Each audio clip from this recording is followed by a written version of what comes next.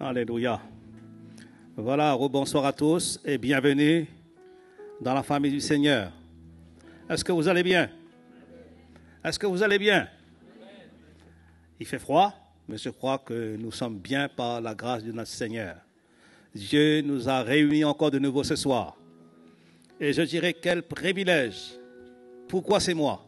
Pourquoi c'est vous? Pourquoi c'est nous qui sommes réunis ce soir? Et je crois que le Seigneur a vraiment quelque chose de merveilleux pour notre vie. Est-ce que vous le croyez? Moi, je crois que Dieu a quelque chose vraiment de glorieux pour nous ce soir. Et nous pouvons être vraiment dans l'attente de recevoir de lui quelque chose de glorieux. Parce que quand je pense vraiment à l'amour de Dieu, eh bien, je crois que nos mots sont tellement faibles pour exprimer notre joie, notre reconnaissance devant lui. Et ce soir, nous sommes là pour pouvoir chanter, louer le Seigneur et disposer nos cœurs pour entendre ce qu'il a pour notre vie.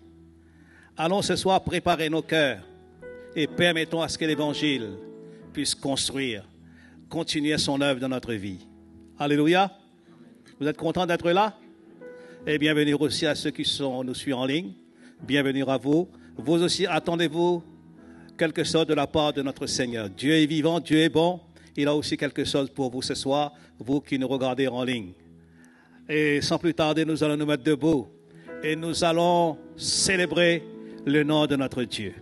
Vous êtes prêts à le célébrer? Vous êtes prêts à le glorifier? On va le chanter avec nos frères qui sont prêts pour exalter le nom de notre Seigneur Jésus-Christ. Et de tout notre cœur, nous allons aussi ensemble le célébrer. Alléluia. Donnons gloire à Jésus ce soir. Alléluia. C'est la journée que le Seigneur a fait. Je me réjouis et le célèbre. C'est la journée que le Seigneur a fait. Je me réjouis et le célèbre. C'est la journée. C'est la journée que le Seigneur a fait. Je me réjouis et le célèbre. C'est la journée que le Seigneur a fait. Je me réjouis et le célèbre. Il marche devant moi, à côté de moi, il vit en moi, il est le berger de mon âme, il est mon défenseur, mon libérateur, sa miséricorde se renouvelle chaque jour. C'est tellement vrai, c'est la journée, c'est la journée que le Seigneur a fait. Je me réjouis et le célèbre. C'est la journée que le Seigneur a fait. Je me réjouis et le célèbre. Il marche devant moi, à côté de moi, il vit en moi, il est le berger de mon âme, il est mon défenseur, mon libérateur, sa miséricorde se renouvelle chaque jour. C'est la journée que le Seigneur a fait. Je me réjouis et le célèbre. C'est la journée que le Seigneur a fait. Je me réjouis et le célèbre. Je me réjouis et le célèbre. Je veux lui donner ma vie, je veux lui donner ma vie, mon être entier, pour le servir d'un cœur pur et zélé. je sais qu'il m'a changé, régénéré, pour faire de moi un témoin de son amour. Alléluia. J'aime élever le nom de Jésus et le chanter de tout mon cœur. J'aime élever le nom de Jésus, le nom le plus élevé. Je veux lui donner ma vie, mon être entier, pour le servir d'un cœur pur et zélé, car je sais qu'il m'a changé, régénéré, pour faire de moi un témoin de son amour. J'aime élever le nom de Jésus et le chanter de tout mon cœur. J'aime élever le nom de Jésus, le nom le plus élevé. Je veux lui donner ma vie, mon être entier, pour le servir d'un cœur pur et zélé, car je sais qu'il m'a changé, régénéré, pour faire de moi un témoin de son amour. Alléluia, la joie que donne Jésus, la joie que donne Jésus, c'est la joie de son salut. Il nous délivre chaque jour et nous célébrons son amour. La joie que donne Jésus, c'est la joie de son salut. Racheté pour l'éternité, nous l'exaltons. À lui soit gloire, louange, honneur, puissance, sa joie éternelle consume nos cœurs. À lui soit gloire, louange, honneur, puissance, sa joie éternelle consume nos cœurs. La joie que donne Jésus, c'est la joie de son salut. Il nous délivre chaque jour et nous célébrons son amour. La joie que donne Jésus, c'est la joie de son salut. Racheté pour l'éternité, nous l'exaltons. À lui soit gloire, louange, honneur, puissance, sa joie éternelle consume nos cœurs. À lui soit gloire, louange, honneur, puissance, sa joie éternelle consume nos cœurs. À lui soit gloire, louange, honneur, puissance, sa joie éternelle consume nos cœurs. Honneur, puissance, sa joie éternelle consume nos cœurs. Alléluia. Nous t'acclamons, Seigneur, ce soir. Oui, nous glorifions ton nom, Jésus. Alléluia, alléluia, nous l'adorons. Oui, Seigneur, nous t'adorons. Oh, Jésus, toi la gloire, à toi l'honneur. À lui soit gloire, louange, honneur, puissance, sa joie éternelle consume nos cœurs. À lui soit gloire, louange, honneur, puissance, dans sa joie éternelle, consume nos cœurs, oui Jésus.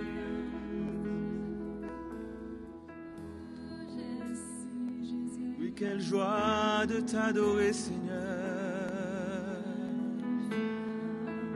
Oui, nous voulons glorifier son nom, le Seigneur. Tout-puissant, il est là, au milieu de nous.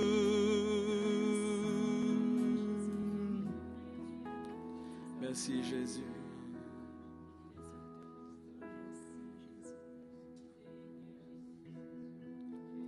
Je viens m'attendre à Jésus,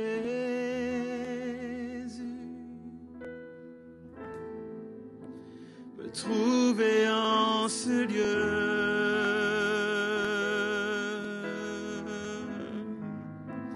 m'attendre à sa miséricorde,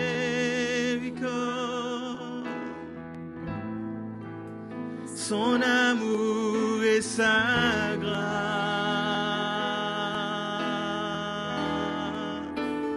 Quand je me prosterne et brise mon cœur, je sais qu'il n'y aura pas plus grand bonheur. Je viens m'attendre à Jésus, me trouver en ce lieu. Alléluia, levons nos mains dans sa présence. Je viens m'attendre à Jésus,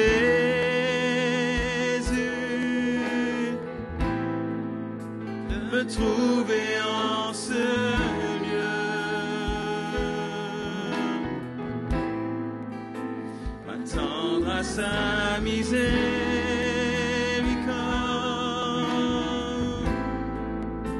son amour et sa grâce.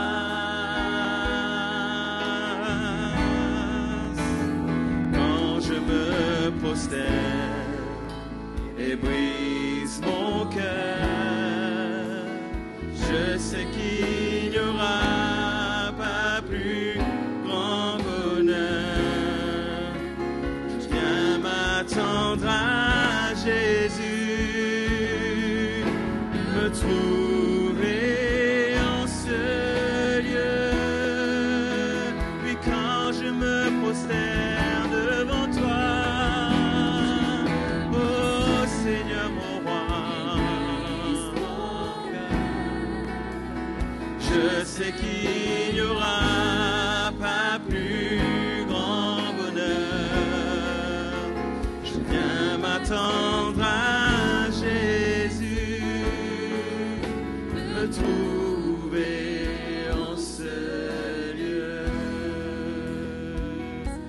Quand je me prosterne, quand je me prosterne et brise mon cœur, je sais qu'il n'y aura pas plus grand bonheur. Je viens m'attendre à Jésus, me trouver en ce lieu.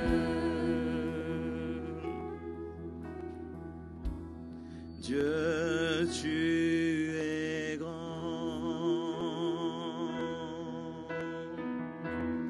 Dieu, tu es grand. Dieu, tu es grand.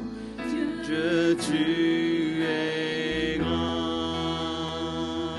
Oui, tu es grand.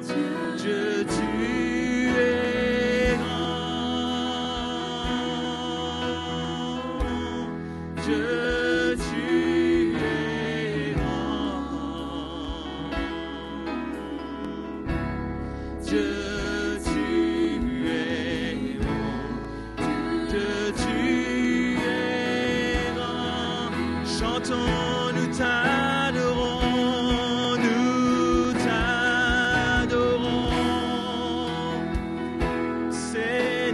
Jésus, nous t'adorons.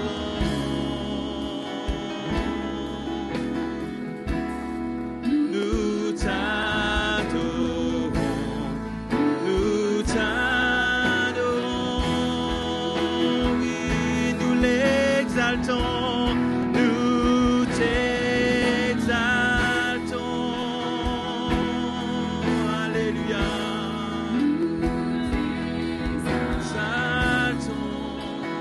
Merveilleux Seigneur, nous l'exaltons, nous l'exaltons,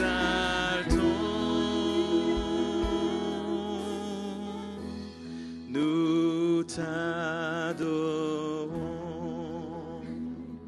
oui, adorons-le, nous t'adorons.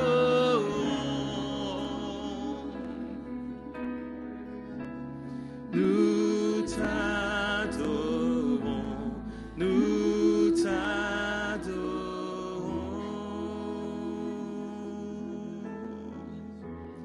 Oui, nous t'exaltons, Seigneur Jésus.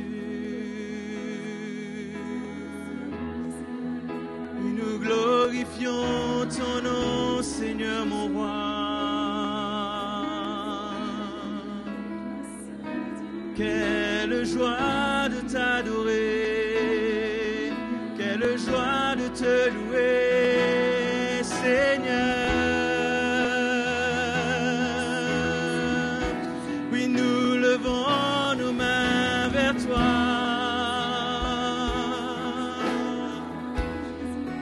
Toi le Seigneur glorieux.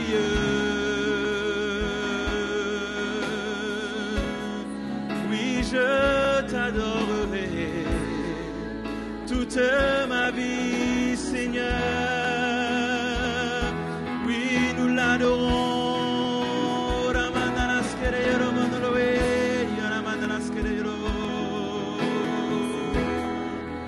Nous t'adorons, nous t'adorons.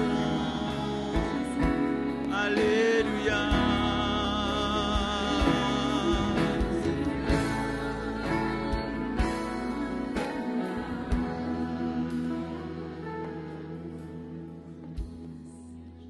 Merci Seigneur merveilleux, notre Dieu. Tu es bon et tu fais de grands prodiges. Nous élevons ton nom si grand. Prosternés, nous t'adorons, merveilleux, merveilleux est notre Dieu. Tu es bon et tu fais de grands prodiges. Nous élevons ton nom si grand. Prosternés,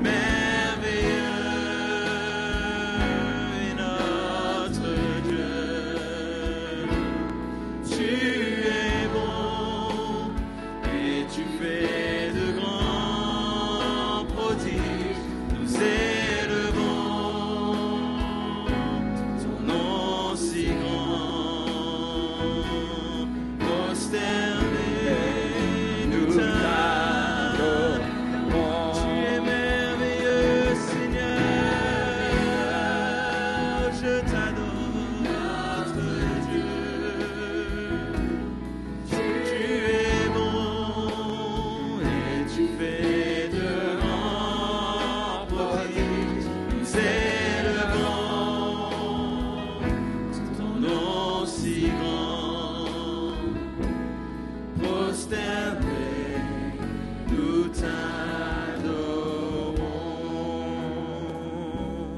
Prosternés, nous t'adorons. Prosternés, nous t'adorons.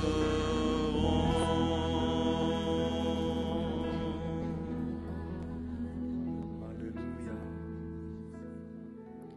T'adorons. Oh, nous t'adorons. Merci Jésus. Alléluia. Ta présence est douce, Seigneur. Ta présence est remplie de ta gloire. Elle rafraîchit notre âme. Nous te remercions. Nous te remercions pour le privilège que nous avons de toujours pouvoir revenir vers toi pour nous ressourcer, pour goûter à cet amour, à ce fleuve de vie qui coule en toi. Seigneur, sois glorifié pour ta fidélité, pour ton amour, pour ta bonté.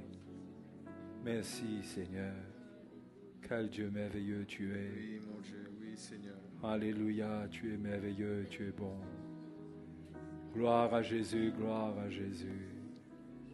Que le Seigneur soit glorifié.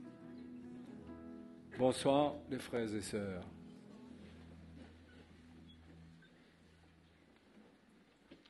J'espère que comme moi, vous êtes heureux d'être là ce soir. La routine peut installer le dégoût de la vie chrétienne. Hein? Parce que ça fait de la vie chrétienne une religion qui est comme un plat dans lequel il n'y a plus de sel. Quand on est obligé de manger pour ne pas mourir de faim, mais qui a perdu son goût. Mais que nous puissions nous arranger et nous assurer que notre vie chrétienne, elle a de la saveur. Alléluia, elle a de la saveur. Et ce soir, nous voulons accueillir tous ceux qui nous visitent, premièrement en ligne même, de loin, vous qui nous suivez. Que le Seigneur vraiment vous bénisse et que vous soyez encouragés. Notre Dieu est un Dieu qui veut nous encourager. C'est vrai qu'il nous défie par sa parole, mais en même temps, la vérité, c'est elle qui nous rend libres. Et je ne sais pas s'il y a d'autres gens ici qui nous visitent ce soir pour une première fois. Soyez bienvenus. Que la grâce de Dieu vienne à vous. Hein? La grâce de Dieu. Dieu qui est un Dieu qui fait grâce. Depuis la mort de Jésus, il a montré le Dieu d'amour et de grâce qu'il est. Hein? Le Dieu de grâce qu'il est pour l'homme. Il veut nous faire grâce pour nos péchés. Nous qui avons cru, il nous a fait grâce. Nous sommes devenus ses enfants. Nous sommes bénis. Hein? Peut-être que vous auriez aimé que je dise « nous sommes maudits ». Et vous auriez sauté sur votre chaise. Mais j'ai dit « nous sommes bénis ». Hein? Nous sommes bénis, nous sommes privilégiés. Il nous a été donné ce privilège, cette grâce de connaître Dieu, de connaître Jésus, de venir à lui. Hein?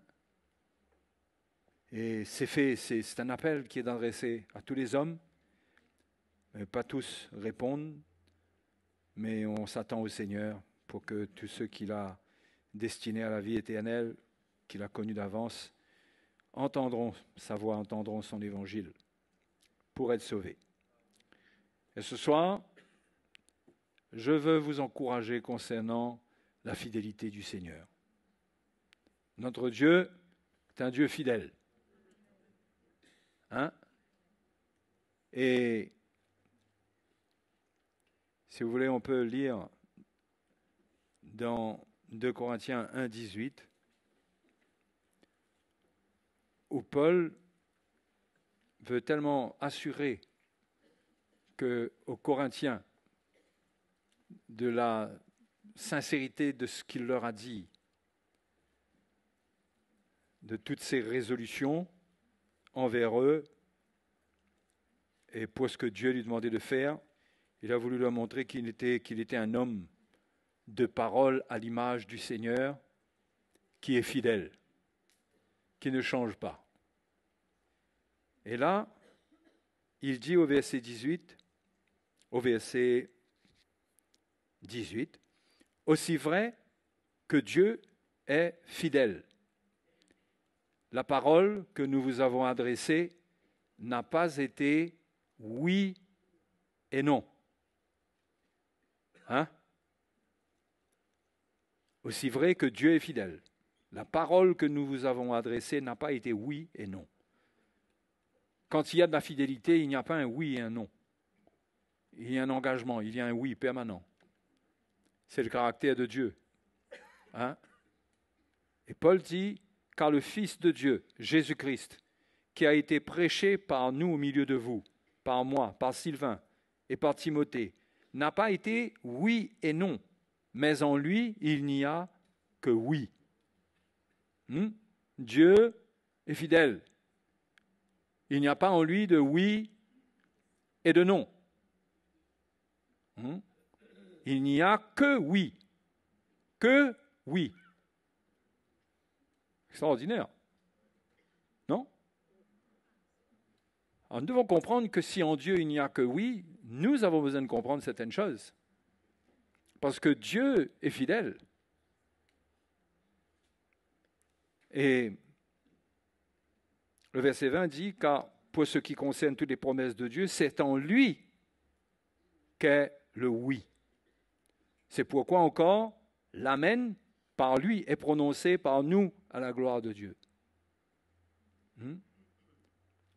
Il y a un oui concernant toutes les promesses de Dieu en Christ. L'amen est prononcé par nous. C'est-à-dire que nous croyons, nous attestons que nous croyons. Nous l'affirmons, nous aussi. Que Dieu est fidèle. Dieu est digne de foi. Quelqu'un qui est fidèle, c'est quelqu'un en qui on peut faire confiance. Donc c'est quelqu'un qui est digne de foi. Dieu est entièrement digne de foi. Et concernant toutes ces promesses, c'est en lui qu'est le oui. Il y a des choses qu'il nous faut comprendre de mieux en mieux dans la parole de Dieu. Parce que quand la parole de Dieu précise que c'est en lui que se trouve le oui, il faut comprendre que c'est en lui. En lui. C'est pourquoi il y a beaucoup d'enseignements qui nous éloignent de la prédication de Christ et qui font rater aux chrétiens le plan que Dieu a pour eux. On ne peut pas rater le plan de Dieu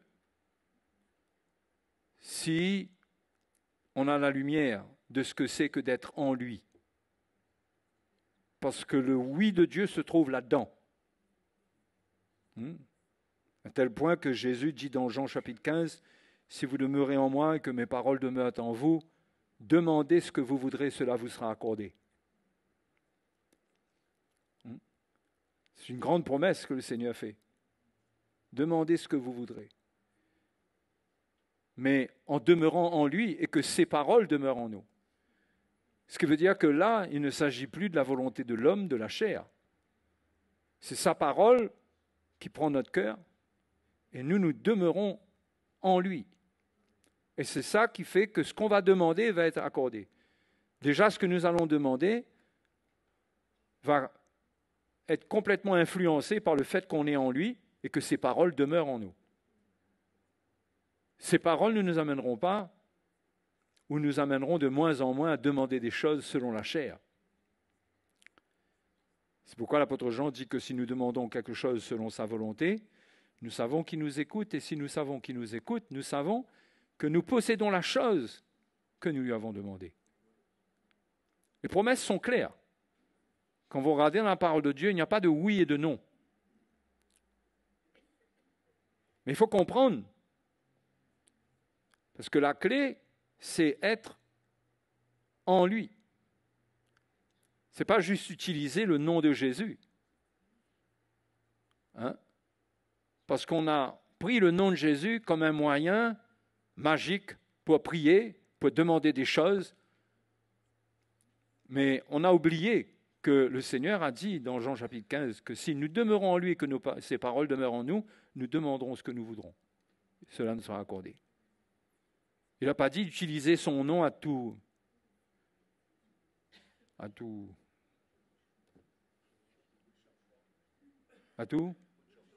bout de champ. À tout bout de champ. Quoique nous prions au nom de Jésus, il n'y a pas de problème. Mais la clé de l'exaucement de nos prières, ce n'est pas utiliser le nom de Jésus, c'est qu'on demeure en lui et que ses paroles demeurent en nous. À partir de là, on prie en son nom et il nous exauce. Hein? Et vous remarquerez que Paul parle de la prédication du Fils de Dieu. Il ne parle pas de prêcher, d'enseigner les promesses, ici. Il dit, car le Fils de Dieu, Jésus-Christ, qui a été prêché. Il s'agit de la prédication du Fils de Dieu. On prêche le Fils. Plus le chrétien connaît le Fils, comprend l'héritage de Dieu dans le Fils, plus cela lui est prêché et qu'il reçoit, sa foi augmente, plus les promesses de Dieu lui seront accessibles, se réaliseront. Donc, encore une fois, les promesses de Dieu ne se réalisent pas juste avec le nom de Jésus qu'on utilise comme ça. Bien qu'il y a des gens qui utilisent le nom de Jésus et ça a une telle autorité que ça marche. Mais les promesses de Dieu, des glorieuses promesses du Seigneur pour l'accomplissement de son plan parfait pour notre vie, ça, il faut entendre la prédication de Jésus-Christ. Et il faut comprendre c'est quoi cette prédication. Parce que c'est ça qui est prêché. Vous voyez, aujourd'hui, on cherche à prêcher la parole de Dieu. C'est une chose. On veut prêcher les promesses, ce que Dieu dit. On veut mettre l'accent dessus. Mais Paul, lui, il a parlé de prêcher le Fils de Dieu. Parce que par le Fils de Dieu, toutes les promesses sont pour nous. Donc cette prédication de Jésus-Christ est importante. Et si on va dans 1 Corinthiens chapitre 2, on découvre 1 Corinthiens chapitre 2, le verset 1. Pour moi, frères, lorsque je suis allé chez vous, ce n'est pas avec une supériorité de langage ou de sagesse que je suis allé vous annoncer le témoignage de Dieu.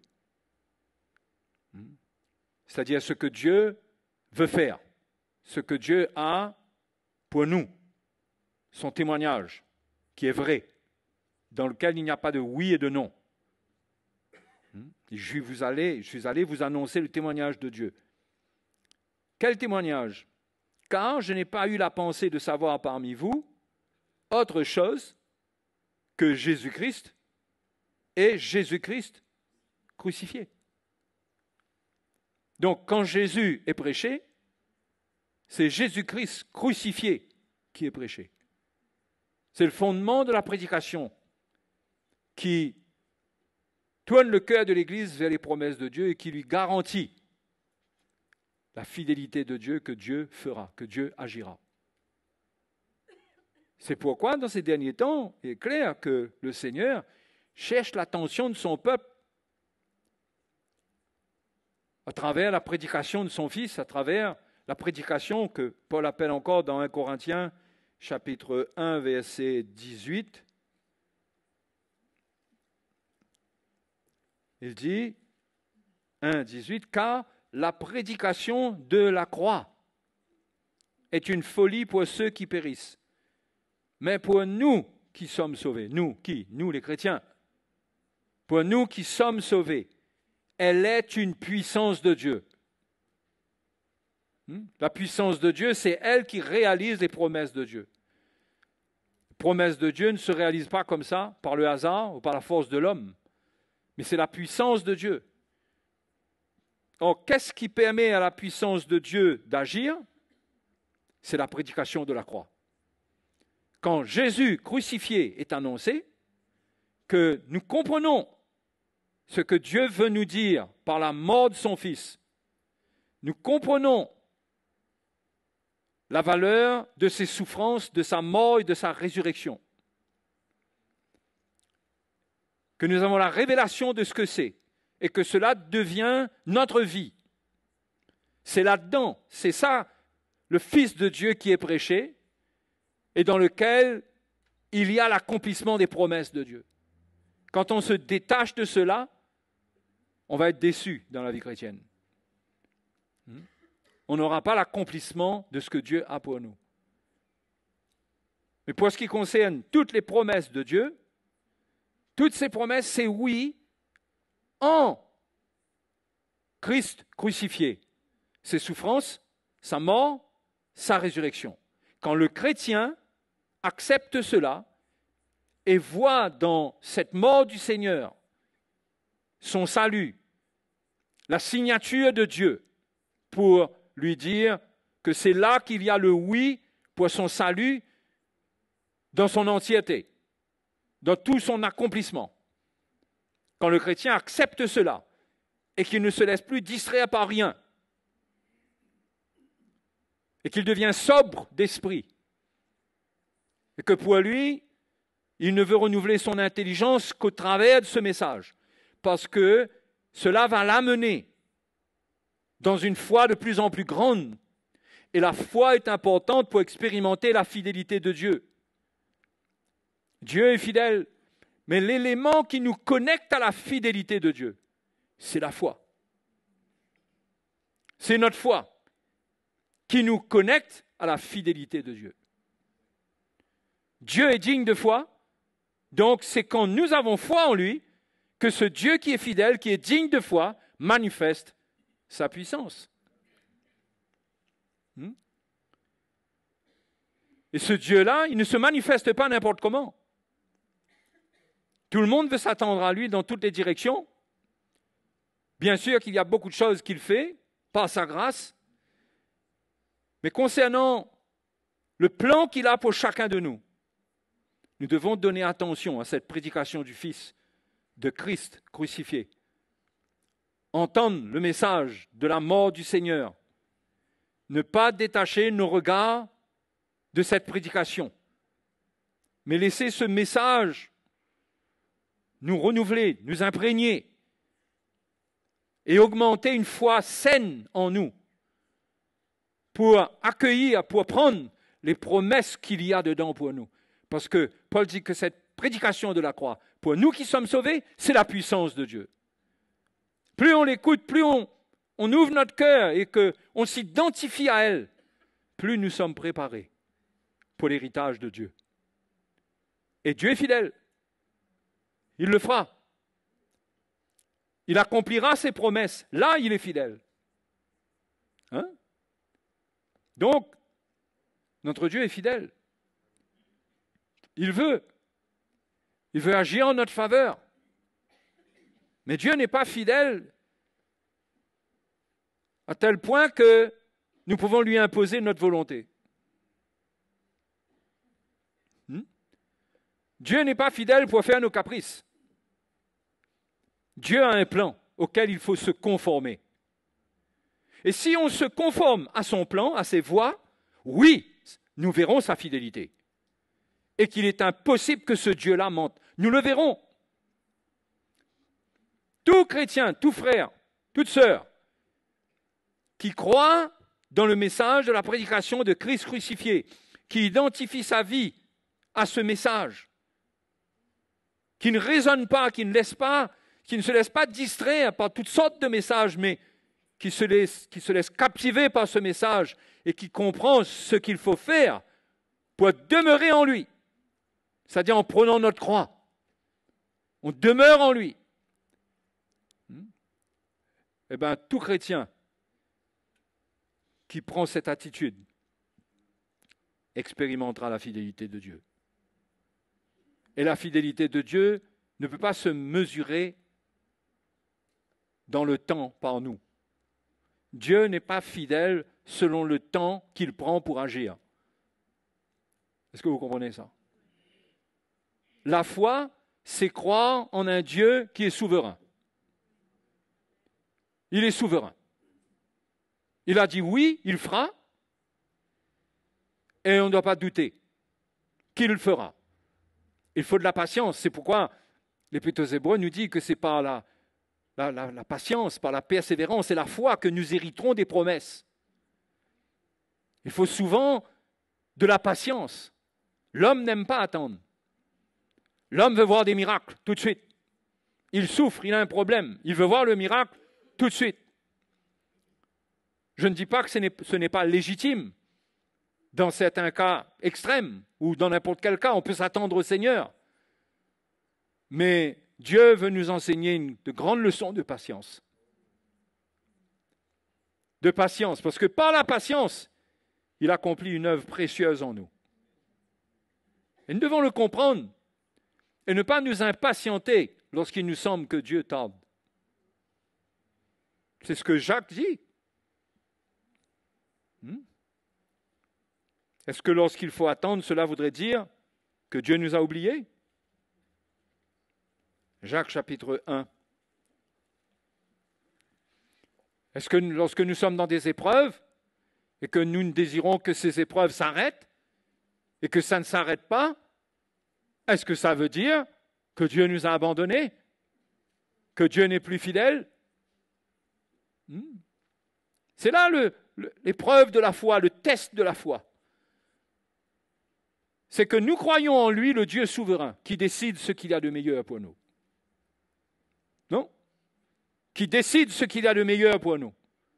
Nous ne pouvons pas, nous, présenter à Dieu ce que nous croyons être meilleur. Ça serait être vraiment présomptueux, prétentieux. Dieu sait ce qui est bon pour nous, ce qui est meilleur pour nous. C'est pourquoi, quand Dieu n'exauce pas, il sait pourquoi, il n'exauce pas la manière que nous demandons. Il le sait pourquoi. Et nous devons savoir, et c'est ça avoir la foi. Avoir la foi, c'est lui faire confiance,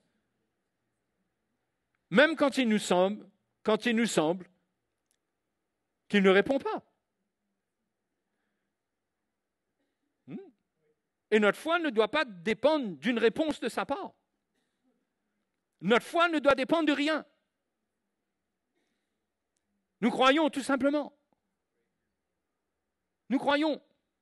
Nous prions, nous demandons, nous nous déchargeons de nos soucis, nous venons partager notre souffrance, nous venons demander à Dieu. Il n'y a aucun problème. Il n'y a aucun problème de faire cela, c'est notre vie de communion avec le Seigneur. Mais, quelque part, nous avons affaire à un Dieu qui sait mieux que nous ce qui est bon pour nous. Et dans ce cas, nous gardons la foi. Nous gardons la foi.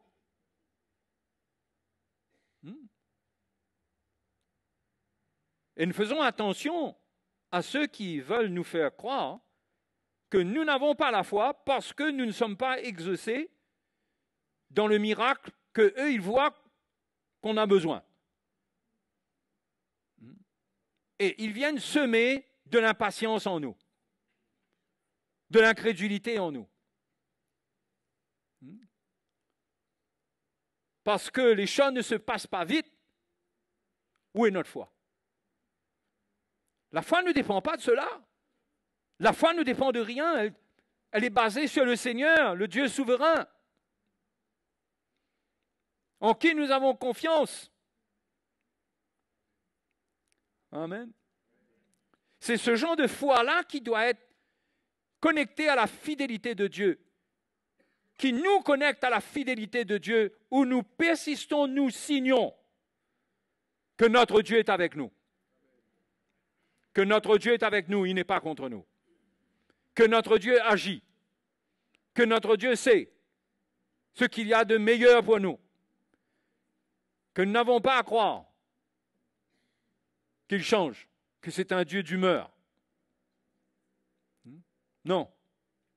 Mais, si nous ne voulons pas être déstabilisés, nous devons garder la foi. La vraie foi, ce genre de foi dont je vous parle là, qui n'est pas juste le témoignage d'une foi de quelqu'un qui a prié pour demander quelque chose et que Dieu lui a accordé cette chose. Hein? Quel grand homme de foi. Il a prié pour avoir une voiture, il a eu sa voiture le lendemain.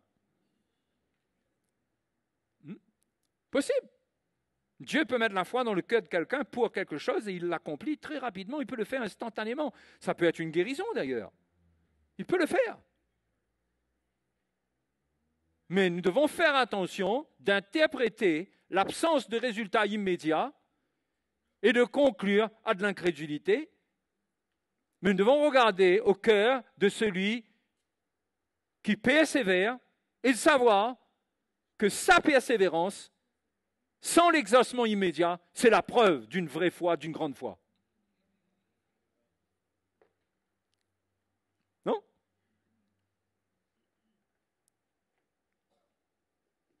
C'est pourquoi il faut être fondé sur le vrai message. Christ crucifié. Il faut être fondé dans la vérité. Et il faut que notre foi soit fondée en lui. Hein? Fondée en lui. Pas juste regarder toutes les promesses, faire le compte de ce qui s'accomplit et faire plus le compte de ce qui ne s'accomplit pas, et d'être en lutte, de quitter le repos, et de se dire, mais pourquoi ça n'arrive pas? Pourquoi ça n'arrive pas? Pourquoi je suis comme ça? Pourtant, la parole de Dieu, voilà ce qu'elle dit. Mes frères et mes sœurs, la parole de Dieu, c'est le livre de notre héritage. Tout ne nous est pas donné d'un coup. Dieu a son temps pour le faire. Pas qu'il a son temps dans le sens comme nous quand on a notre temps. C'est-à-dire, tant pis pour vous si vous êtes impatient, mais moi j'ai mon temps. Ce n'est pas comme ça que Dieu a son temps. Dieu a son temps. Il a un temps, il a un moment favorable. Et le message de Christ crucifié nous fait crucifier les désirs de cette chair qui revendique, qui réclame. Qui réclame au point que on peut être exaucé et finalement on peut être orgueilleux suite à l'exaucement. On peut être fier parce qu'on a eu la foi. Dieu a fait quelque chose. On peut se croire grand. Mais ce n'est pas comme ça. La chair n'a pas de part dans les choses de Dieu. C'est pourquoi notre fondement, c'est la mort à nos désirs terrestres. Et que nous nous recommandons à Dieu totalement. Totalement. Et ce qu'il va permettre, ce qui va se faire, ça sera ça même. Pourquoi? Parce qu'on a abandonné notre vie à un Dieu qu'on croit être souverain, qui décide de tout et qui prend les meilleures décisions. Vous savez, nous avons tendance à analyser Dieu d'un point de vue humain. Voyez? Nous analysons le caractère de Dieu, ce qu'il est, par rapport à ce que nous sommes. Mais la description de Dieu ne peut pas se comparer à aucun élément humain. Quand on parle de fidélité, ça n'a rien à voir avec la fidélité humaine. La fidélité de l'homme, à la limite, ça peut bouger. Mais Dieu, il ne change pas. Il ne change pas. Mais sa parole ne change pas. Et ses conditions aussi ne changent pas. Est-ce qu'il y a des conditions? Je crois que ça vaut la peine de regarder ça. Bon, je n'ai pas lu à Jacques chapitre 1, verset 3, vous lirez. C'est l'œuvre de la patience et tout. Mais dans 2 Timothée, allons plutôt dans 2 Timothée. Ça va? 2 Timothée, chapitre 2.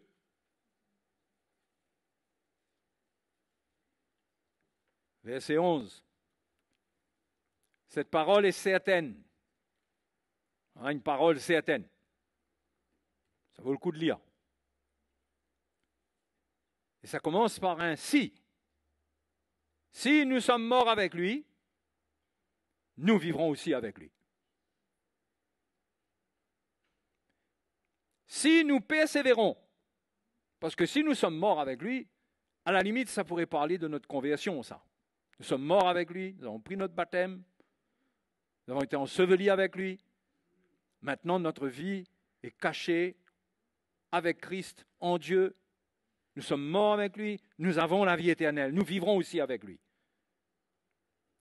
D'accord ? Ça correspond certainement à la justification lorsque nous croyons dans la mort du Seigneur pour nous. Le deuxième point, c'est si nous persévérons, alors là c'est autre chose. Si nous endurons, nous régnerons aussi avec lui. Là, nous ne vivons plus seulement, nous régnerons aussi avec lui. Il y a toujours des conditions. Et tout ça, vous remarquerez que c'est lié à la mort du Seigneur, au fait de prendre notre croix. C'est pas une persévérance chrétienne dans le vide. Si nous sommes morts avec lui, si nous endurons avec lui, on endure comment? On prend notre croix comme lui, on le suit dans le même chemin. Et ensuite, il nous est dit, si nous le renions, toujours ainsi, lui aussi, nous, on ira. Si nous sommes infidèles, il demeure fidèle, car il ne peut se renier lui-même. Ce qui veut dire que Dieu ne peut pas se changer. Il ne se change pas. Il n'abandonne pas ce qu'il est. Il ne change pas de nature. Quand il est fidèle, il demeure fidèle. Il est toujours fidèle. Il est toujours là pour nous. La seule chose que la parole de Dieu nous montre ici, qui vient tout détruire, c'est si nous le renions. Si nous le renions, si nous le rejetons.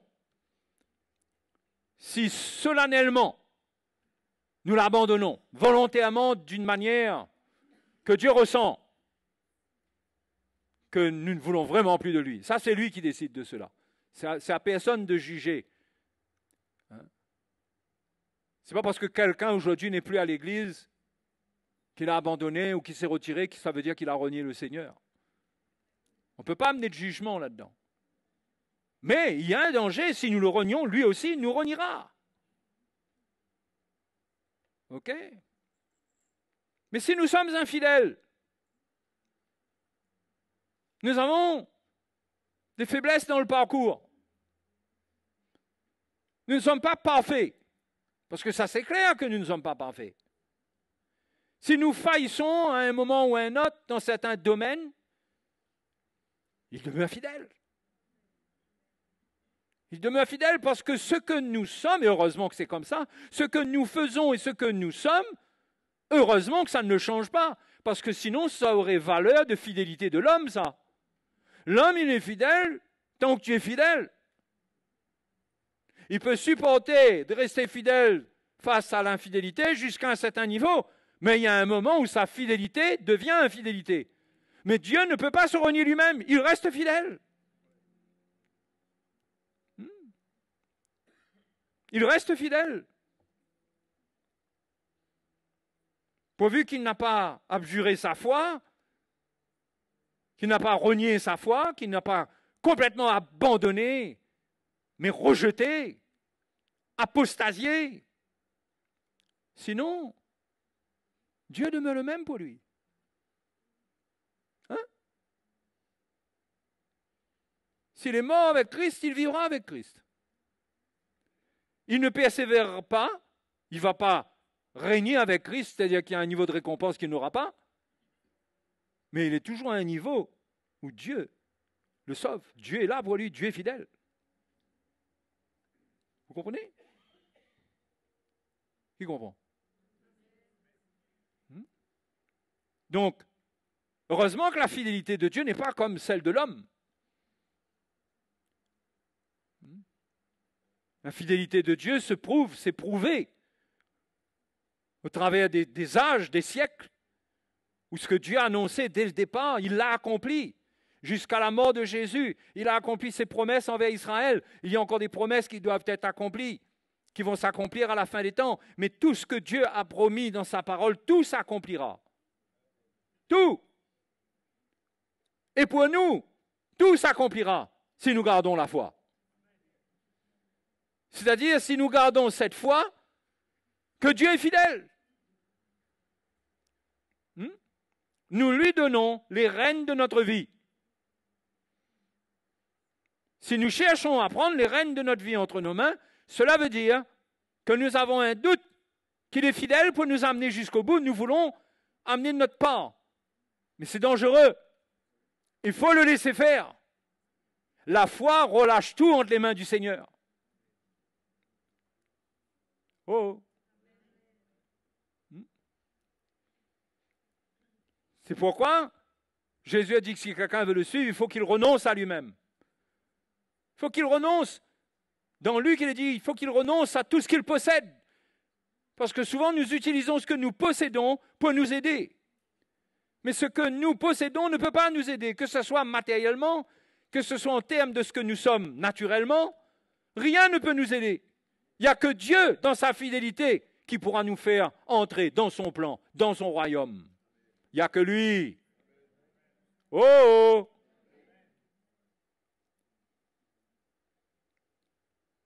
C'est pourquoi la foi est éprouvée par des épreuves, il y a des tests. Où, si tu te laisses aller dans la chair, tu ne restes pas avec la parole de Dieu, tu vas douter de sa fidélité. Tu vas croire qu'il t'a abandonné. Et tu vas entendre des voix te dire, tu vois, si Dieu était avec toi, tu crois que ça te serait arrivé? Tu crois que si Dieu, il t'aime vraiment, ben, ça fait pas longtemps qu'il t'aurait tiré de là? Tu crois vraiment que Dieu te demande un chemin aussi difficile? Ça, c'est le test de la foi. La foi est éprouvée par des épreuves terribles parfois, par des fournaises. Mais quand on tient ferme dans la foi, le feu de l'épreuve accomplit une œuvre en nous. Accomplit une œuvre en nous et nous libère de tous ces doutes, de tous ces éléments charnels sur lesquels nous nous appuyons et nous voyons la fidélité de Dieu. Et Dieu se manifeste au temps convenable, il fait toutes choses belles, merveilleuses.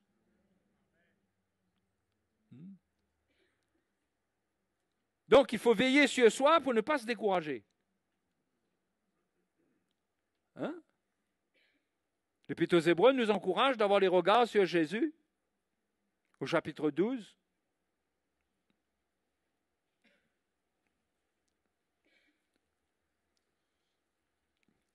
Et le verset 1,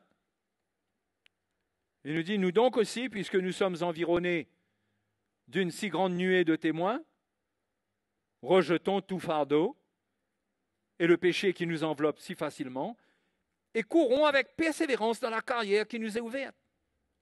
Courons, ne nous laissons pas distraire, ayant les regards sur Jésus, qui suscite la foi et l'amène à la perfection.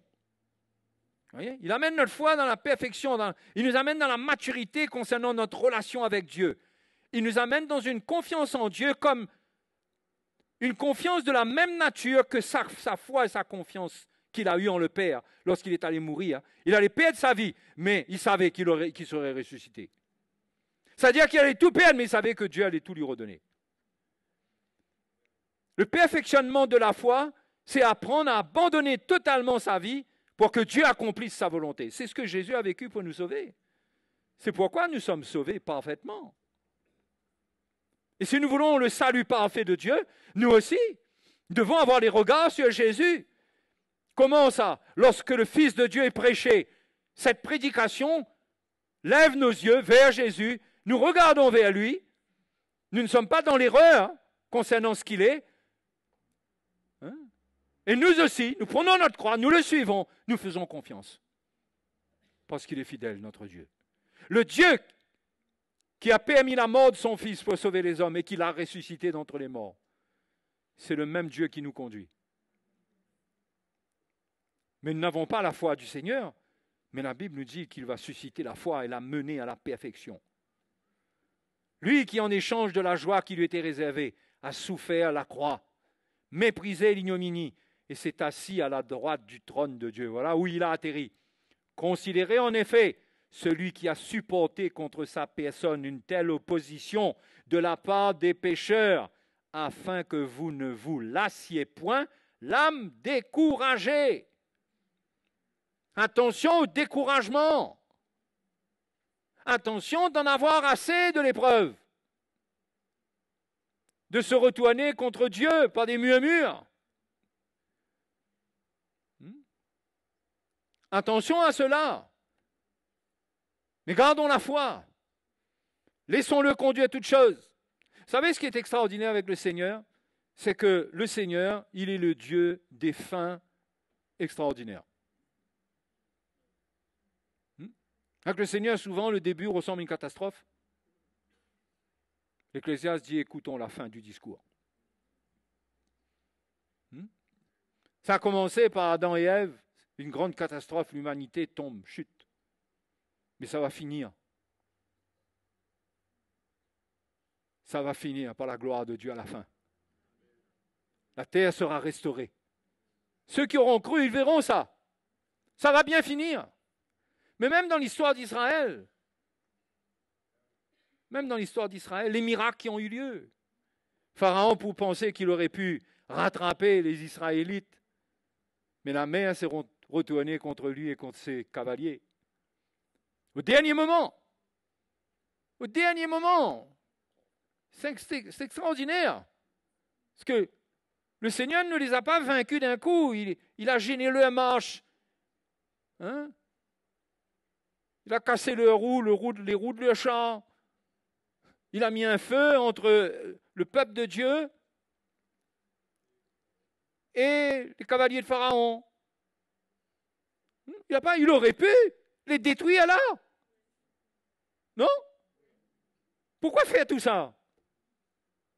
Parce que Dieu veut être glorifié. Il veut qu'on lise dans sa parole quel Dieu il est. Le Dieu qui est capable de faire de grandes choses. Le Dieu devant qui l'ennemi se réjouit parfois, il croit qu'il a un avantage. Au dernier moment, il perd la partie. Au dernier moment. Ah ben oui, en attendant, c'est pas facile quoi, de voir l'armée de Pharaon débarquer. Mais Dieu est le Dieu des bonnes fins. Il y a plein d'encouragements dans la parole de Dieu pour nous montrer cela. Il y a l'histoire de ces rois qui étaient mauvais, qui à la fin se sont repentis et que Dieu a rétabli.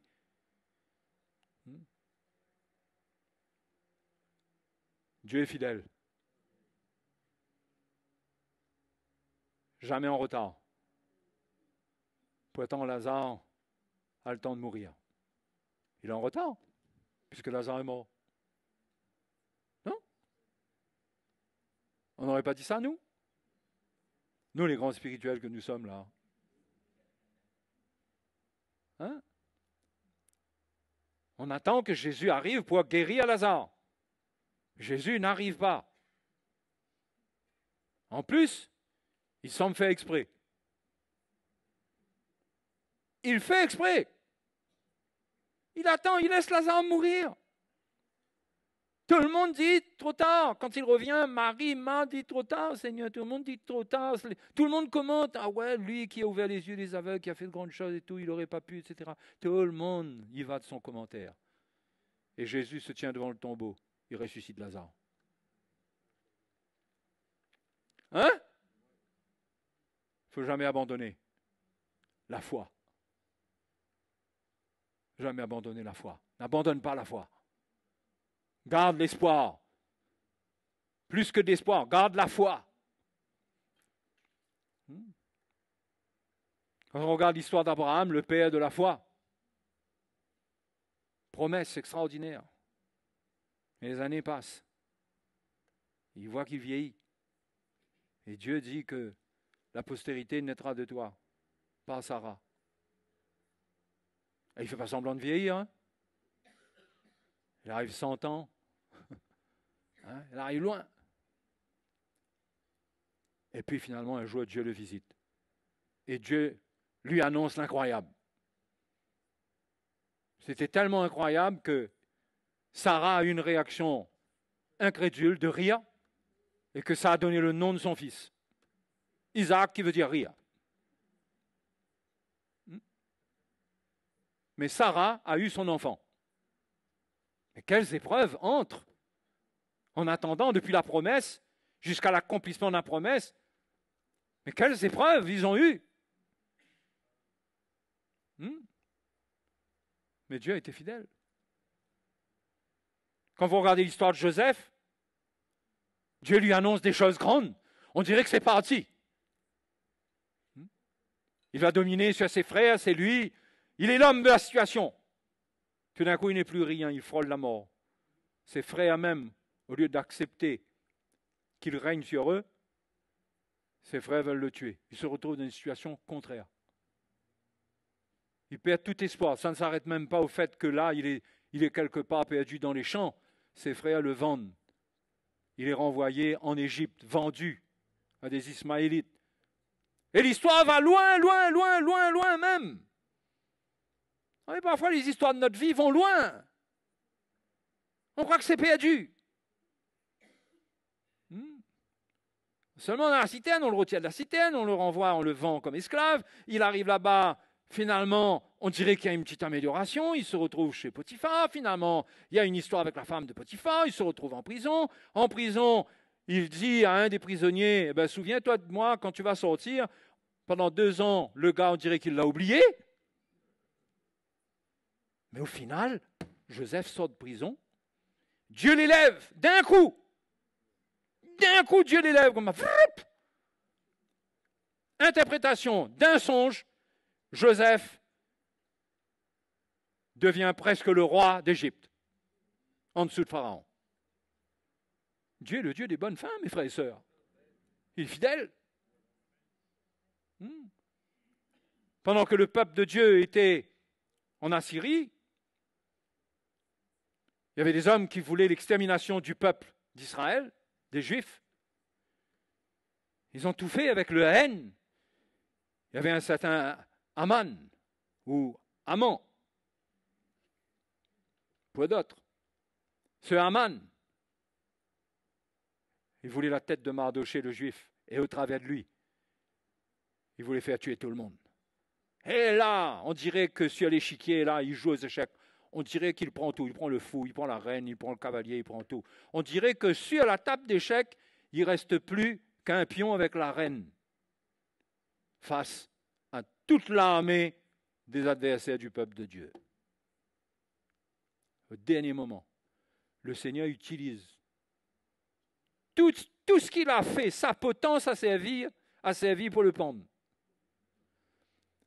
Finalement, tout a été renversé, le peuple juif a pu se défendre contre ses ennemis qui s'étaient jurés en un jour précis de les exterminer. C'était incroyable. Une fin incroyable. C'est aussi, il faut lire la parole de Dieu. Il faut connaître la parole de Dieu. Parce qu'il faut savoir que Dieu est fidèle. Il faut se nourrir de cela. Il faut se nourrir de cela. Et il y a plein d'histoires comme ça dans la parole de Dieu. Lorsque les amis de Daniel ont été éprouvés, ça allait mal pour eux. Mais vous croyez qu'ils rentrent dans le feu et que Dieu va au moins calmer le feu? Non, il peut aimer qu'il tourne 7 fois, chauffe 7 fois plus. Et vous croyez qu'au dernier moment, le Seigneur va faire qu'ils ne rentrent pas dans le feu? Non, ils sont jetés dedans. Mais Dieu est fidèle. Dieu ne peut se renier lui-même. Ces hommes-là étaient pour lui. Ils défendaient sa cause. Le Seigneur connaissait leur cœur, leur foi. Eh bien, oui, ils ont été envoyés dans le feu, mais le Seigneur est allé dans le feu avec eux. Et le feu ne les a pas brûlés. Ils sont sortis de là, ils n'avaient même pas une odeur de fumée sur eux. Même pas une petite odeur de fumée. Dieu est fidèle. Il faut garder la foi. Oh. L'épreuve de la foi. ne faut pas marcher avec notre chronomètre, avec notre montre, avec Dieu. Hein? Seigneur, on est le combien là? Hein? Non. Laisse-le faire. Toi, endure, prends ta croix. Laisse-le accomplir l'œuvre qu'il doit accomplir en toi. Et au fait, souvent, ce que Dieu doit nous donner, il nous le donne après avoir accompli une œuvre en nous. Parce qu'il n'y a pas plus gaspilleur que nous. Plus gaspilleur que nous des bénédictions divines. Nous devenons facilement égoïstes avec ce que Dieu nous donne. Oui. Orgueilleux. C'est pourquoi le Seigneur n'est pas pressé, mais il n'y a que oui en lui. Mais il s'occupe de notre nature charnelle avant. Vous savez, notre nature charnelle, hein, qui nous fait demander des choses à Dieu, incroyables. Des choses que si le Seigneur nous écoutait, eh ben, on épouserait le conjoint qu'il ne fallait pas épouser. On sera en train de travailler là où il ne faut pas travailler.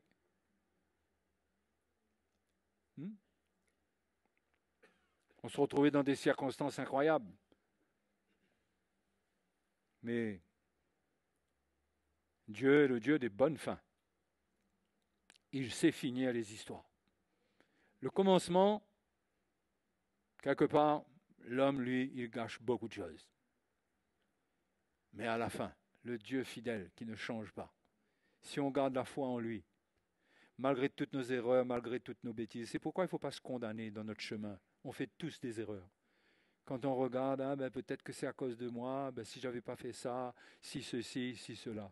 Moi, je te dis, garde la foi en lui. Ésaïe dit que c'est le réparateur des brèches. Il ne faut pas le tenter et faire des brèches exprès. Mais nos infidélités font des brèches dans notre vie. Mais le Seigneur, dans sa fidélité, il sait les réparer. Hein? Je vous encourage à garder la foi en un Dieu qui est fidèle. À prier. À souffrir en priant. Si quelqu'un est dans l'affliction, qu'il prie. C'est ce que Jacques dit. Quelqu'un est-il dans l'affliction, qu'il prie. Que son cœur soit devant Dieu. Qu'il prie quoi? Qu'il se tienne devant le Seigneur. Qu'il mette sa foi dans le Seigneur. Regardez l'histoire de Job. Vous voulez encore une histoire? Allez lire l'histoire de Job. Il y en a des histoires pour aller lire là, que je vous ai données là. Je ne sais pas si vous avez noté. Si vous n'avez pas noté, peut-être que vous avez enregistré. Allez lire. Regardez l'histoire de Job. Ça a mal commencé pour Job. Très mal commencé. Comment ça s'est terminé? Béni, double bénédiction. Et Dieu avait le contrôle de la situation, et c'est Dieu qui a dit à Satan, je le livre entre tes mains, mais ne touche pas à ça, ne fais pas ça, ne fais pas ci, et ne fais pas ça. Et Job est resté pur dans son cœur. Parce que pour Job, il était clair que Dieu lui était favorable. Dieu lui était favorable. Et Job n'avait pas encore eu un sauveur comme Jésus à l'époque. Nous, aujourd'hui, nous avons un sauveur, Jésus, le Fils de Dieu, qui est mort pour nous pardonner nos péchés et faire de nous des enfants de Dieu. Notre foi devrait être même plus grande. Au point que Paul dit, toute chose concourt au bien de ceux qui aiment Dieu. Tellement Dieu est fidèle. Il n'y a rien qui peut tourner contre un enfant de Dieu. Il garde la foi. Et la main de Dieu est sur sa vie. Ça ne veut pas dire qu'il ne souffrira pas, ça ne veut pas dire qu'il n'aura pas des moments difficiles. Mais il faut attendre la fin de l'histoire. Hein? Et entre-temps, on est faible, on est affaibli. Parfois, on a l'impression qu'on n'y arrivera pas. Et c'est là que la grâce de Dieu nous porte même. On expérimente encore plus la grâce de Dieu. Plus on est faible, plus on sent, plus la grâce de Dieu nous porte, à condition qu'on garde la foi. Qu'on garde la foi. Donc, frères et sœurs, Dieu sait qu'est-ce qui est bon pour nous. N'analysez pas votre vie avec vos yeux humains, avec votre intelligence. Ce Dieu-là, il sait. Il sait jouer aux échecs avec des milliards de pions. Et il n'y a personne contre qui il peut jouer d'ailleurs. Mais il a un adversaire qui veut tenir les rênes de ce monde. Eh bien, le Seigneur saura montrer aux hommes et à cet adversaire qui il est. Par nos vies. Par ce qui va se passer dans le monde. On dirait que le monde est en train de brûler. Eh bien, croyez-moi, le Seigneur saura sauver ses élus, ses enfants, appeler les hommes qui ont besoin d'entendre de lui. Parce qu'il est grand. On ne peut pas juste exprimer nos craintes, notre peur, mais on doit lui faire confiance. Hein? Donc, il faut édifier notre foi. Notre foi doit être édifiée sur un bon fondement. On ne peut pas édifier notre foi sur des choses terrestres. La foi doit être quelque chose qui est fondé sur le Fils de Dieu. C'est le Fils de Dieu qui doit être prêché, que nous devons entendre. C'est sa prédication. C'est ce qu'il dit, c'est ce qu'il est devenu, ce qu'il est. C'est ça qui nous intéresse, parce que tout s'accomplit là. Il est mort et ressuscité. C'est le même chemin pour nous, pour tout ce qui concerne notre vie. Les promesses s'accomplissent par le chemin de la mort et de la résurrection. C'est-à-dire que dans un premier temps, c'est la mort. On dirait que c'est la mort. Ça va mal. Mais on garde la foi. Parce que la résurrection est devant. Alléluia. Et ça se terminera bien pour nous. Ouais. Croyez-moi, ça. Mon frère, ça va bien se terminer pour toi. Crois bien que pour chacun d'entre nous, si on garde la foi, il n'y aura pas de meilleure fin que la nôtre. Même si tout le monde peut dire, quoi, pas possible. Eh bien, Dieu, il ne dit pas quoi, pas possible. Parce que c'est lui-même qui permet ça. Hein? Et bien sûr que la volonté de Dieu, son plan est tellement à l'opposé de notre plan que dans notre chair, nous souffrons, nous avons des tribulations. Parce que ce qu'il veut produire ne satisfait pas la chair et réclame sa mort. Mais nous devons savoir, garder la foi, qu'au travers de tout ça, Dieu est en marche avec son peuple. Dieu est en marche avec moi. Dieu est en marche avec toi dans ton foyer.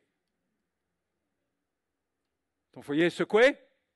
Dieu est en marche. Mais attention, identifie-toi à la mort du Seigneur. Ne fais pas n'importe quoi. Sinon, tu vas souffrir. L'apôtre Pierre dit que personne ne souffre comme malfaiteur ou s'ingérant dans la vie des autres. On peut mal souffrir et mal finir, mais qu'on souffre. Vous savez, Paul avait tellement confiance dans les souffrances qu'un peuple endure. Il y a des gens qui ont, les Galates, Paul leur dit, mais avez-vous tant souffert en vain? Il dit, si toutefois c'est en vain. Avez-vous tant souffert en vain? Parce qu'ils s'étaient identifiés à l'évangile, ils avaient été persécutés. Et Paul dit, avez-vous tant souffert en vain pour rien? Il dit, si toutefois c'est pour rien. Parce que pour Paul, toutes les souffrances, tout ce qui arrive à un chrétien, ça doit concourir à son bien à un moment ou à un autre. Hein? Il va se relever. Donc, la vie de la foi, ça ne se mesure pas à coup de quantité de bénédictions qu'on a. Hein? Mais bien sûr qu'il y a des bénédictions. Au fait, les bénédictions même, le Seigneur dit qu'il ne faut même pas s'en occuper. C'est incroyable. Hein? Il dit ça, Dieu il va prendre soin de nous, il va nous donner le manger, le boire, le vêtement. Hein? Cherche premièrement le royaume et la justice de Dieu. Cherche à être agréable à Dieu. Soumets-toi au Seigneur. Laisse-le agir. Alléluia. Hein? Et pour terminer, je vous dis, sois reconnaissant. Manifeste de la reconnaissance. Paul le dit aux Colossiens, il le dit aux Éphésiens, il le dit aux Thessaloniciens, il dit rendez grâce en toutes choses, pour toutes choses. Il dit car c'est la volonté de Dieu à votre égard. C'est sa volonté. Rendez grâce en toutes choses. En toutes choses, c'est-à-dire en toutes circonstances. Rendez grâce. Soyez reconnaissants. Soyez reconnaissants. Hein? Incroyable, ça va contre le bon sens. Hein? Mais sois reconnaissant. Ah, il arrive des choses, sois reconnaissant. Parce que ton Dieu est à l'œuvre. Hein? Il va être glorifié. Alléluia. Il va être glorifié. Tu endures pour sa cause. Dans l'Épître aux Hébreux, il est dit, Dieu n'est pas injuste pour oublier l'amour que vous avez montré pour ses saints. Parce que l'Épître aux Hébreux était très sévère envers ceux qui abandonnaient, qui retournaient vers le judaïsme. Il les avait avertis, même de la perte de leur salut, de la perte de tout, s'ils retournent.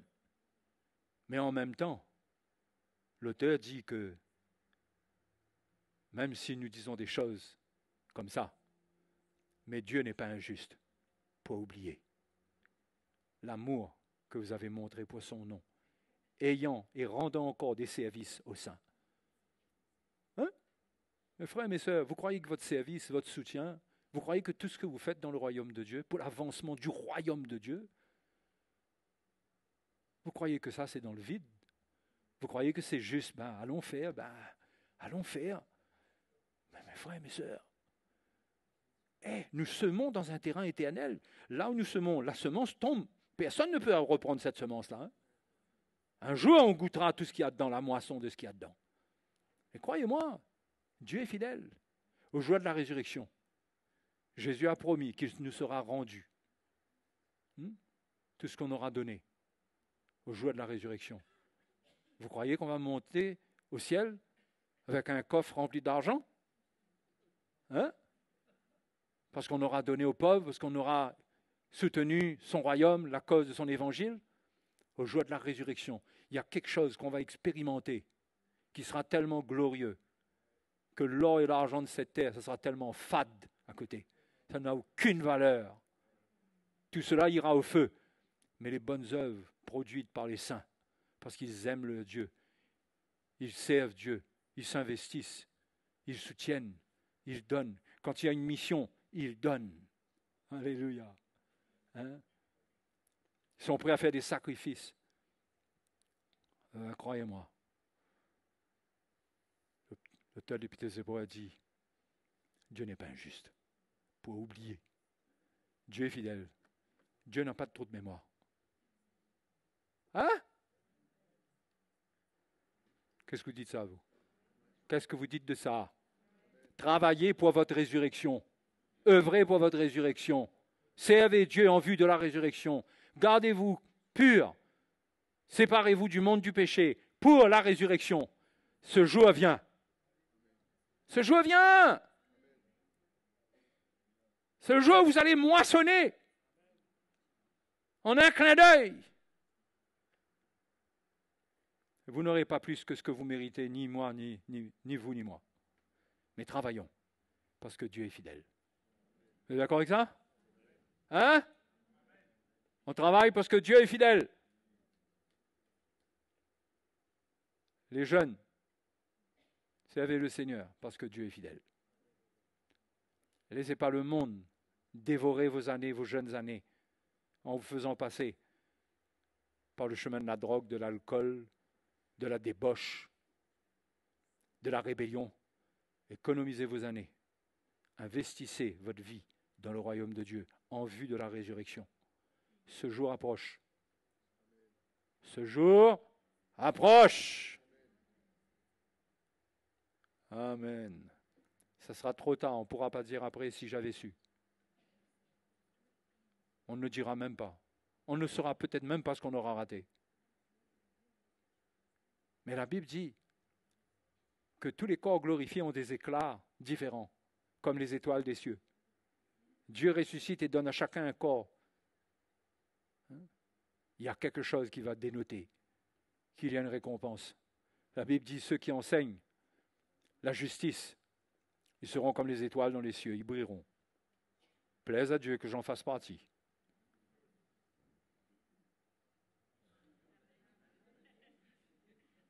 Vous ne voulez pas vous joindre à moi dans mon... Hein? Et vous aussi, vivez la justice, enseignez-la, afin de briller pour l'éternité. Amen. Ne mesurez rien par rapport à ce qui se passe aujourd'hui. Aujourd'hui, je vous dis, le temps sur la terre, c'est le temps des épreuves. C'est par beaucoup de tribulations qu'il nous faut entrer dans le royaume de Dieu. Ce n'est pas dans la joie et dans l'allégresse que tout va bien se passer. Plus cette croix est prêchée, plus tu veux l'apprendre, plus ton ennemi se lèvera contre toi, et plus l'œuvre de Dieu s'accomplira en toi. Et tout se fera dans un enfantement difficile. Mais ce qui naîtra, quel beau bébé naîtra. Alléluia. OK? C'est bon? On est dans la joie? On est dans la paix? Jésus est vivant? Il est avec nous? Allons nous mettre debout? Allons nous mettre debout? Hein? Glorifions le Seigneur, glorifions le Seigneur. Tu sais, même si tu es un peu fatigué, c'est normal, le corps, si vous comptez sur votre corps, vous comptez... glorifiez le Seigneur. Ah, je ne sens pas comme si... Non, offre à Dieu pour sacrifice des actions de grâce. Surmonte, remercie-le, réjouis-toi. Dis merci Seigneur. Si quelqu'un n'est pas lève les mains là, lève jusqu'à là. Mais lève les mains vers le Seigneur. Alléluia. Il y avait un temps où je ne pouvais pas lever mon bras. J'étais comme ça, je levais un seul bras parce que j'ai... Mais gloire à Dieu, le Seigneur a permis que je sois libéré. Aujourd'hui, je peux lever les deux mains. Hein? Mais louons-le. Ta vie n'est pas facile? Qu'est-ce que tu vas faire? Tu vas te plaindre jusqu'à la fin et aller raconter à tout le monde que tu es une victime, que ton mari, ceci, que ta femme, cela, tes enfants, ton patron, tu vas aller te plaindre, tu vas aller d'oreille en oreille? Non. Remercie le Seigneur. Remercie le Seigneur. Tu veux remercier le Seigneur ce soir? Ensemble, tous ensemble? Hein? Alléluia. On a la vie éternelle. Qu'est-ce qu'on veut de mieux? On a la vie éternelle. Il y a des gens qui n'ont pas la vie éternelle, qui seront jugés, condamnés pour l'éternité. Nous avons la vie éternelle. Nous sommes morts avec lui. Et la Bible dit ici, nous sommes morts avec lui, nous vivrons avec lui. Cette parole est certaine, a dit l'apôtre Paul. Donc ce soir, louons-le. Alléluia. Merci Seigneur. Merci Seigneur. Oh, merci Seigneur. Alléluia. Que ma vie puisse t'apporter louange et honorer ton nom et tes voix. Dans tout ce que je fais, dans tout ce que je dis, je te louerai, Seigneur, chaque jour. Je te chercherai dès le matin. Je te bénirai pour tes bienfaits. Et tant que je vivrai, je te célébrerai, je te louerai, Seigneur, chaque jour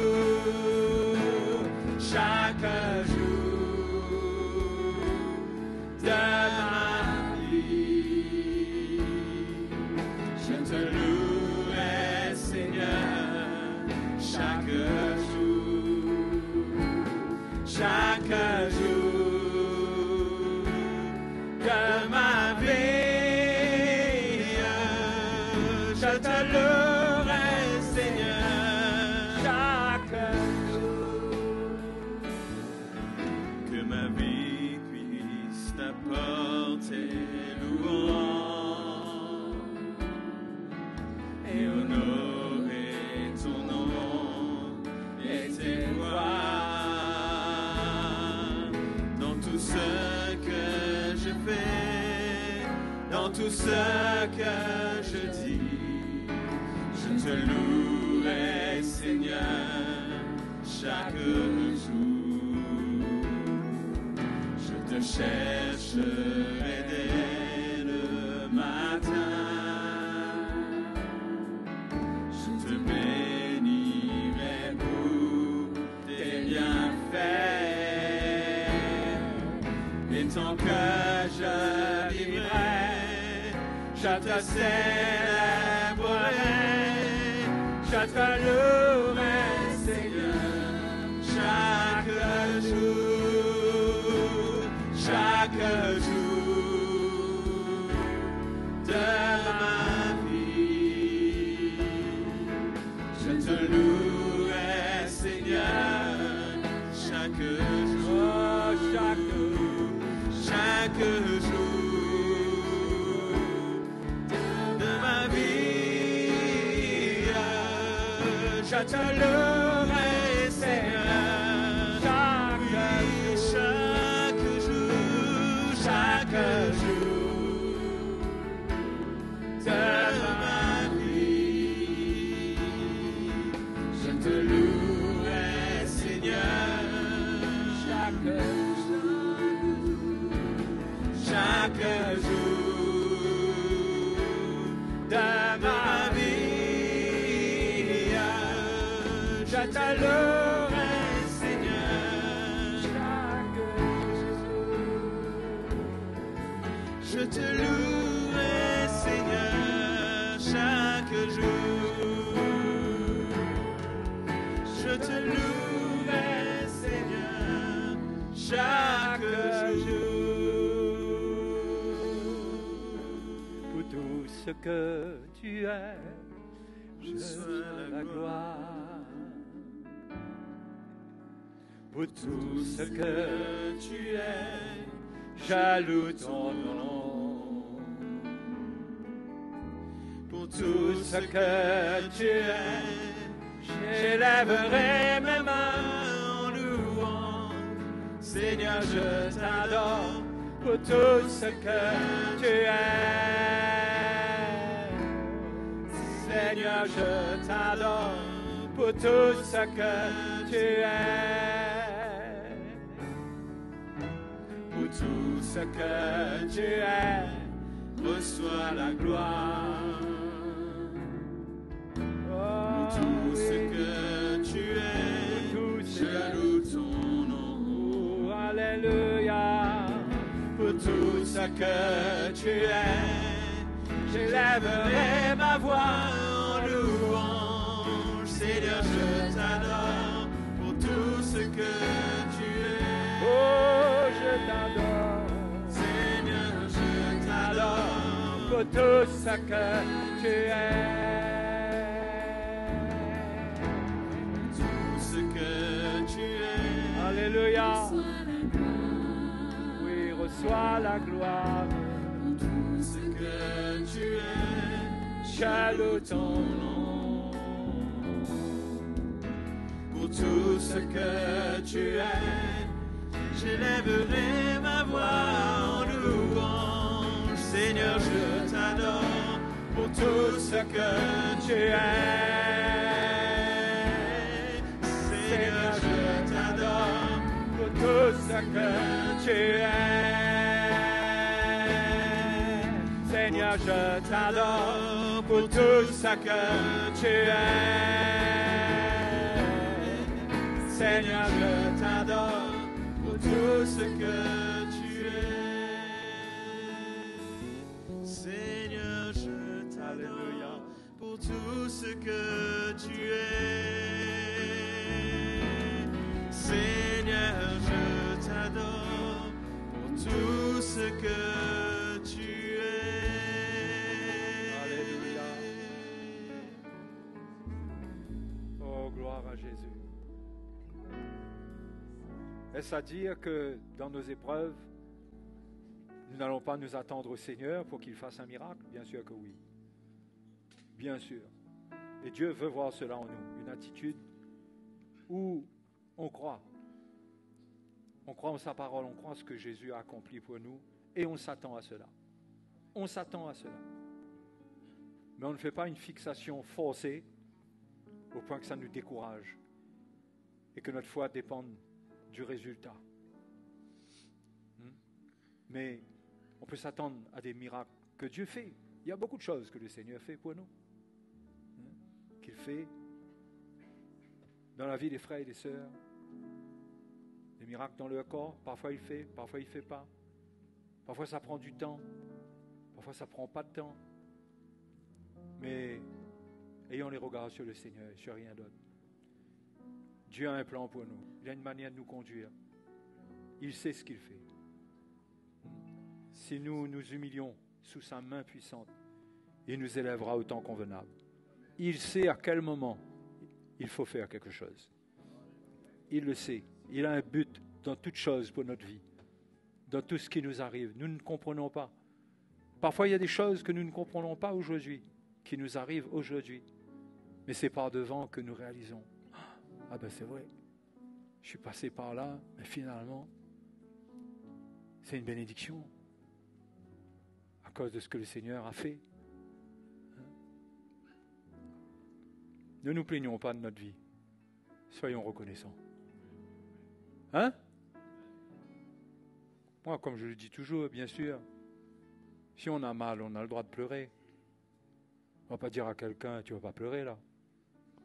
Au contraire, pleure avec lui, la Bible dit. Hein? Si la souffrance est intolérable, ce n'est pas à nous de juger à partir de quand. Mais on a le droit de gémir. Mais en même temps, quelque part, gardons cette foi que la main de Dieu est avec nous. Qu'il est impossible que ce Dieu-là m'ait oublié. Parce que il ne peut se renier lui-même. Il ne peut pas être tout d'un coup un Dieu d'une autre nature. Il demeure le même. Alléluia. Que Jésus soit glorifié. Grâce à lui, Dieu nous est révélé dans cette lumière, dans cette révélation. Les Juifs ne connaissaient pas vraiment Dieu comme il faut le connaître. Ils n'avaient qu'une petite lumière, mais Jésus est la lumière du plan de Dieu. Hein? Nous sommes les privilégiés. Alléluia. Donc ce soir, quand vous sortez de là